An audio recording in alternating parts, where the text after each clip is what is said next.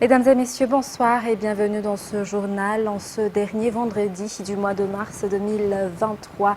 Bienvenue. Et dans les actualités de ce jour, page faits divers pour commencer. 5 personnes décédées et 10 blessés, c'est le bilan suite à l'effondrement d'une maison de 3 étages à Béourirk vers 4 heures du matin. Il y a eu des survivants qui ont été extraits des décombres de la maison, ensevelis par les débris durant des heures. Par contre, certains ont encore donné des signes de vie mais n'ont pas pu être sauvés à temps. La maison menaçait déjà de s'écrouler selon les voisins, ce qui a été confirmé par la commune et le BNGRC qui a souligné qu'une décision de démolition avait déjà été sortie par le propriétaire, mais il n'a pas obtempéré. Sur ce reportage de Oniana Martina et Cécile Va.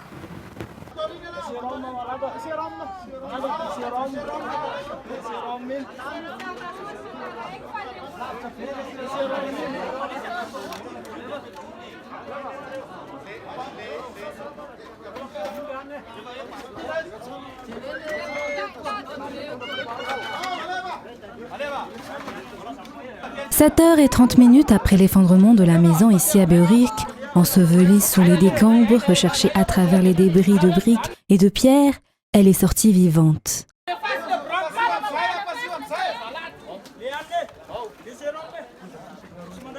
Quelques minutes après, non loin de l'endroit où cette femme a été trouvée, tout le monde avait espéré trouver des survivants sous les décombres, mais hélas, il n'y a eu que des corps sans vie.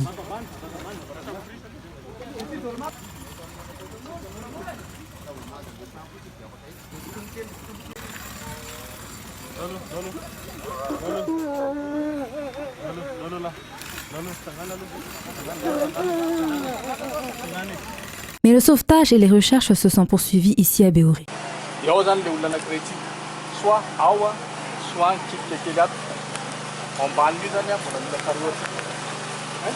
Après les diverses consignes, un jeune homme a été retrouvé sur son lit comme s'il dormait encore, mais il ne respirait plus.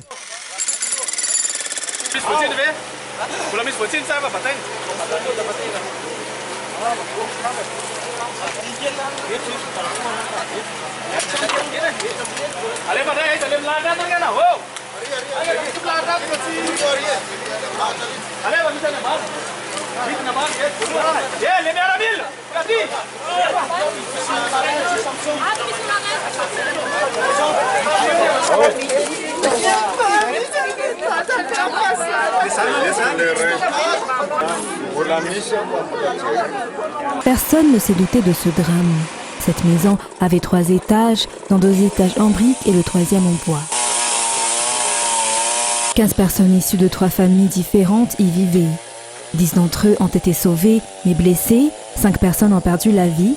Selon les témoignages des voisins, c'est le bruit d'une explosion qui les a alertés. Cette maison avait déjà suscité la polémique en 2020, selon les explications. C'était à cette époque que la commune avait sorti l'avis de démolition et depuis peu, certains signes montraient que la maison menaçait déjà de s'écrouler. Les pluies torrentielles ont eu raison de la maison. Des vies perdues, des biens réduits en poussière, même des voitures des environs ont été touchées par l'écroulement. Nous ne devons pas faire la sourde oreille selon le BNGRC. Les responsables ne sont pas là pour abuser mais protéger la vie et éviter ce genre de drame. Après que tous les corps ont été retrouvés, les militaires et les sapeurs-pompiers ont poursuivi leurs tâches par l'assainissement des lieux. Et 4 des survivants de cet effondrement de maison à Tiastaf Béourirk suivent des soins à la JRA actuellement. Ces derniers ont été grièvement blessés selon les constatations. Outre ces victimes, à Béourirk, un enfant survivant d'un écroulement de maison sur les rives d'Ikoupadatsimjan est aussi pris en charge à la JRA. L'État, représenté par le secrétaire d'État en charge des nouvelles villes et de l'habitat, est venu apporter des aides et réconforter ces familles aujourd'hui. Toujours un reportage de Sassivan et Oniana Martina. 10 personnes ont survécu à l'effondrement de leur maison à Tsazdov Béourirk aujourd'hui vers 4 heures du matin. Les victimes ont été grièvement blessées, ont été envoyées à l'hôpital de Zouavnanjin. Certains sont déjà sortis après avoir reçu les soins adéquats. Par ailleurs, 4 sont encore hospitalisés à la JRA. Parmi eux, ce jeune homme qui a été grièvement blessé aux hanches. Il vient de faire un scanner et attend encore les résultats selon les médecins. Outre les 4 blessés à Tsiastav Beorirk, un enfant suit également des soins à la JRA après avoir été victime de l'effondrement d'une maison située sur les rives de l'Ikoup dans la Tsimjan. L'État se doit d'être au chevet des victimes, raison pour laquelle le président de la République a dépêché le secrétaire d'État en charge des nouvelles villes et de l'habitat pour apporter les aides nécessaires, mais aussi pour réconforter les familles. Le danger ne prévient pas à preuve de ce drame, chacun doit ainsi être vigilant, surtout en cette période de pluie, selon le ministre. Dans les actualités de ce jour également, c'est l'affaire de Lola Rassoua Mahar, où ce matin, vers 9h45, Lola Rassoua Mahar, au président, directeur général de la Gazette de la Grande Île et journaliste, a été présenté devant la justice à Anoussi. Lola Rassoua Mahar, qui est déjà en détention provisoire depuis samedi soir dernier, inculpé d'escroquerie et d'extorsion de fonds de plus de 885 millions d'ariars. Aujourd'hui, l'Ordre des journalistes a réitéré que cette affaire n'est pas un délit de presse, mais de délit pénal. Reportage de Secharan Jenas et Oubra Samana. Les chefs d'inculpation contre Lola Rassoua Mahar s'accroissent actuellement. Ce président directeur général de la Gazette de la Grande Île, outre les accusations d'escroquerie et d'extorsion de fonds de 885 millions d'ariars auprès d'une opératrice économique qui lui a valu un mandat de dépôt à Antanmour samedi dernier, est encore poursuivi pour d'autres délits. L'on sait actuellement que ce journaliste fait l'objet de plaintes de la Jirama et a de nouveau été présenté devant la justice à Nous ce matin. Entre juillet 2007 à juin 2018, le MPE, la société appartenant à Lola Rassoua Mahar, avait effectué des branchements illicites, soit un vol d'électricité. La Jirama n'avait été au courant de ce vol d'électricité qu'en juillet 2018. La Jirama a ainsi dépêché un huissier sur les lieux et a fait des contrôles pendant 3 jours, soit le 31 juillet, le 1er août et le 3 août 2018. Le constat de l'huissier est sorti et il a été prouvé durant cela qu'il a vraiment eu vol d'électricité. La Jirama a porté plainte en 2018. Il s'agissait de 2 plaintes, notamment une plainte devant le tribunal économique pour le paiement des dus et l'autre plainte était devant le tribunal de première instance car le vol est un délit pénal. Après la première plainte, Lola Rassoua Mahar n'a pas eu raison devant la justice, que ce soit la justice de première instance, que la Cour suprême et a été sanctionnée à travers le paiement de 414 524 704 ariars. Face aux diverses polémiques sur cette affaire, l'Ordre des journalistes a réitéré ce jour que cette affaire n'a rien à voir avec un délit de presse, mais il s'agit d'affaires en dehors du cadre du journalisme. Ce PDG de la Gazette de la Grande Île a commis un délit pénal. Selon les informations également, la justice a saisi les biens de la GDI pour l'application des décisions de la Cour suprême d'Antananarive le jeudi 28 juillet 2022. Dans l'actualité économique de ce soir, l'exportation d'or sera rouverte après avoir été suspendue pendant 3 ans. Parmi les changements qui ont été mis en place dans le régime de l'or, l'ouverture d'un compte de crédit documentaire par les opérateurs autorisés à exporter, le raccourcissement à 2 mois du rapatriement des devises, si cela était de 3 mois auparavant, et la mise en place d'un guichet unique. Reportage. De 2016 à 2020, 10 817 kilos d'or ont été exportés, d'une valeur estimée à 700 millions de dollars si un gramme vaut 63 $. Cet argent peut effectivement combler le déficit du fonds public si les opérateurs autorisés rapatrient correctement les devises provenant de l'exportation de l'or. Ce qui n'était pas le cas. Ainsi, l'année 2020, l'exportation d'or a été suspendue. Néanmoins, étant donné les sommes considérables générées par cette exportation, le gouvernement, par l'intermédiaire du ministère des Mines, a décidé de modifier le décret gouvernemental concernant le régime de l'or, notamment l'exigence de l'utilisation du crédit documentaire confirmé pour le règlement de la transaction, le raccourcissement du délai de rapatriement de devises à 2 mois si cela était de 3 mois auparavant, et aussi la mise en place d'un guichet unique. Par ailleurs, la délivrance du permis minier reprendra bientôt également. Il est à noter que plus de 3000 demandes ont été reçues depuis 2010, date à laquelle la délivrance de permis minier a été suspendue. Lors de sa rencontre avec la presse aujourd'hui, le ministre a également annoncé que 1 milliard d'ariars de cette recette sont entrés dans la caisse d'État depuis l'ouverture de l'exportation de pierres en septembre 2022. Ainsi, le retour de l'exportation des ressources minières est bénéfique pour le pays si tous les acteurs œuvrent dans le formel. Dans un tout autre sujet, la cérémonie de remise d'attestation des jeunes de la région Analamang qui ont suivi une formation sur la culture de vision dans le cadre du projet Levskis Fanouich élaboré par le ministère de la Jeunesse et des Sports s'est tenue aujourd'hui au Palais des Sports et de la Culture de Mamasn, un projet qui vise à fournir de l'emploi pour les jeunes malagasy et à les rendre autonomes. Les détails avec Oubra Samman et Secha Rajenas. Au total, 9 532 jeunes âgés de 14 à 30 ans de la région d'Analamang ont suivi la formation sur la culture de vision, qui est le premier module du projet Levskis Fanouich, élaboré par le ministère de la Jeunesse et des Sports. Cette formation a duré 3 mois et c'est donc aujourd'hui qu'a eu lieu la remise d'attestation pour ces jeunes qui ont été formés. C'est un projet qui vise à fournir de l'emploi aux jeunes, les rendant autonomes. Après la formation pour la région Analamang particulièrement, des résultats tangibles ont été constatés, a affirmé la directeure générale de la jeunesse au sein de ce ministère, notamment en matière de recyclage. La culture de la vision est le premier module de la formation. 4 autres modules suivront cette première étape et seront dispensés à ces jeunes pour qu'ils atteignent les objectifs de développement et d'autonomisation. Parmi ces 4 autres modules, la formation sur l'entrepreneuriat, le secteur de la santé et la protection des jeunes contre les grossesses précoces et diverses formes de violence, le divertissement des jeunes ainsi que leur autonomisation. Ce projet élaboré par le ministère de la Jeunesse et des Sports est mis en œuvre dans de nombreux districts de l'île.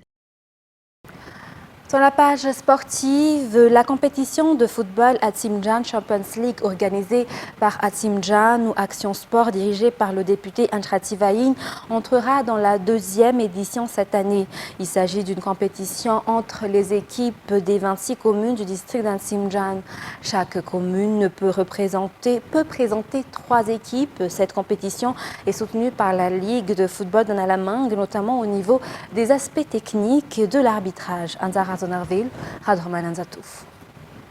Atsimjan Champions League, une compétition de football pour les équipes de la commune afin de faire jouer les équipes des Fukuntan dans un stade plus grand. Cette compétition du district d'Atsimjan a révélé de nouveaux talents lors de la première édition qui s'est tenue l'année dernière. La Ligue d'Analamang a pris l'entière responsabilité d'aider le côté technique et cela se poursuit toujours, a déclaré le président de la Ligue.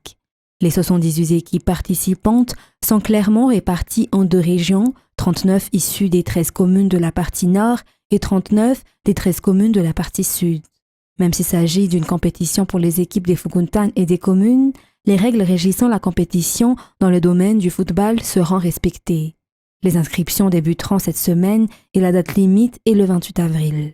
La compétition débutera officiellement le 7 mai au stade d'Ambemamour, Itos. Dans les actualités internationales de ce soir, un grand jury de New York a voté jeudi l'inculpation au pénal de Donald Trump dans l'affaire Stormy Daniels, une première pour un ancien président américain. Il était appelé mardi à comparaître devant le tribunal de Manhattan pour une audience d'inculpation et plaider coupable ou non coupable. France 24. C'est une première dans l'histoire américaine. Jamais un ancien président n'avait été jusqu'à présent inculpé par la justice. L'acte d'accusation n'a pas été rendu public, mais il contiendrait une trentaine de chefs d'inculpation concernant des fraudes dans ses comptes de campagne en 2016.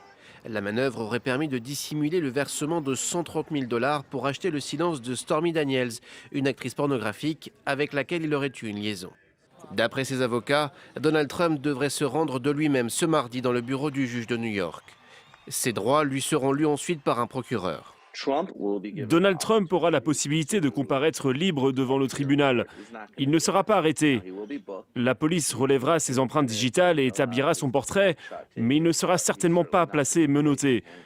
Et il n'ira certainement pas en prison. À Washington, des mesures de sécurité vont être mises en place pour prévenir tout mouvement de foule et éviter de revivre le scénario noir des émeutes du 6 janvier 2021. L'ancien président reste pour l'heure candidat et compte bien continuer sa campagne pour la Maison-Blanche. Rien ne l'en empêche avec cette nouvelle procédure, même en cas de condamnation. Sa stratégie se posait en victime d'un système judiciaire qui chercherait à l'évincer de la course et obliger ses rivaux républicains à faire bloc autour de lui. Un mois après le séisme en Turquie, l'Association des médecins s'alarme de la dégradation des conditions sanitaires. Alors qu'Ankara cherche à reloger les populations dans des logements de fortune dans des villes, beaucoup vivent encore dans des tentes dans des conditions très difficiles, notamment des réfugiés syriens qui représentent un habitant sur 3 dans la province du Hatay. Reportage des envoyés spéciaux de France 24. Kirikan, dans la province du Hatay. Presque 2 mois après les tremblements de terre, les travaux de déblaiement se poursuivent. Les immeubles qui ne se sont pas effondrés sont vides, trop dangereux à habiter. Des camps de fortune ont poussé un peu partout dans la ville. Ceux qui vivent ici se plaignent de n'avoir ni eau courante ni toilettes, mais quand ils réalisent que nous travaillons pour une chaîne française, le discours change. On va bien, on est fort, on va s'en remettre. Notre État, notre gouvernement, notre peuple, tout le monde est dans une très bonne situation. À quelques mètres de là, pourtant, une longue file d'attente. Beaucoup de femmes, d'enfants, qui se pressent pour recevoir de l'aide alimentaire des mains d'une fondation musulmane. Ça, c'est pour 12 personnes. Les rations serviront à rompre le jeûne du Ramadan en fin de journée. Les problèmes sont nombreux, manque d'eau courante, d'eau potable, parfois d'électricité. Une autre difficulté pour les populations touchées, la santé, l'accès aux soins. De nombreux hôpitaux dans la région ne sont plus opérationnels à cause des tremblements de terre. Mais certains établissements ont tenu bon, comme l'hôpital public de Dörtyol, inauguré en 2021 grâce à 40 millions d'euros de financement européen. L'entreprise de construction turque a scrupuleusement respecté les normes antisismiques et installé des amortisseurs sur ses piliers. Le but, c'est d'absorber 80% du choc causé par les séismes. L'Agence française de développement a supervisé le projet qui faisait partie du paquet d'aide accordé par Bruxelles à la Turquie dans le cadre de l'accord sur les migrants syriens. Et on voit bien à quel point, malheureusement, je dirais à quel point cet hôpital est une réussite, parce qu'il est aujourd'hui monté au maximum de ses capacités, et même un peu en surcapacité sur certains services, ce qui montre que sa conception a été bien réalisée. En réalité, c'était pour un bassin d'environ 120 000 personnes, avec d'autres hôpitaux autour. Aujourd'hui, c'est le seul hôpital de la région qui fonctionne. D'autres projets vont voir le jour, 19 dans la région sous la supervision de l'AFD qui pourra compter sur le milliard d'euros mobilisé par la Commission européenne lors de la conférence des donateurs pour la Turquie et la Syrie le 20 mars dernier. Les Ukrainiens ont commémoré aujourd'hui le premier anniversaire de la libération de la ville de Boutcha des forces russes accusées d'y avoir commis des milliers de crimes de guerre, selon le président Volodymyr Zelensky qui a déclaré que les responsables ne seront jamais pardonnés. France 24 nous en dit plus. Des rues jonchées de cadavres de civils et des fosses communes. Ces images avaient choqué le monde entier et sont devenues pour beaucoup le symbole des exactions russes en Ukraine. C'était il y a 1 an, alors que l'armée russe se retirait de Boutcha et du nord de Kiev après un mois d'occupation. Dans cette ville qui comptait 37 000 habitants avant la guerre, le traumatisme est toujours présent. Ils ont tué mon gendre. Il avait 47 ans. 47 ans. Ils ont tué son gendre et blessé son petit-fils. Pouvez-vous imaginer ? Après le choc, les Ukrainiens ont enterré leurs morts devant les caméras du monde entier. Plusieurs mémoriaux ont été construits pour ne pas oublier ce que beaucoup dénoncent comme des crimes de guerre. Il faut avoir le cœur bien accroché, quel que soit le monument que l'on regarde. Ils étaient tous si jeunes, si beaux. Beaucoup de petits-enfants se retrouvent orphelins. Vous savez, les gens veulent juste vivre. Aujourd'hui, Boutcha se reconstruit tant bien que mal pour essayer de clore ce douloureux chapitre. On ne peut pas vraiment parler de stabilité. Cependant, il y a ce désir de se libérer de tout ce qui pourrait rappeler le séjour des Russes ici. Ce désir est dans le cœur, l'âme et l'esprit de chaque habitant de Boutcha. C'est pourquoi la ville s'est aujourd'hui transformée en fourmilière pour amorcer la reconstruction. Des enquêtes internationales sont en cours à Boutcha et dans le reste de l'Ukraine afin de pouvoir juger les responsables de ces massacres pour crimes de guerre ou génocide. Mesdames et messieurs, c'est la fin de ce journal. Nous vous remercions de votre fidélité. Sur ce, très bonne continuation sur Viva et très bonne soirée à tous. Au revoir.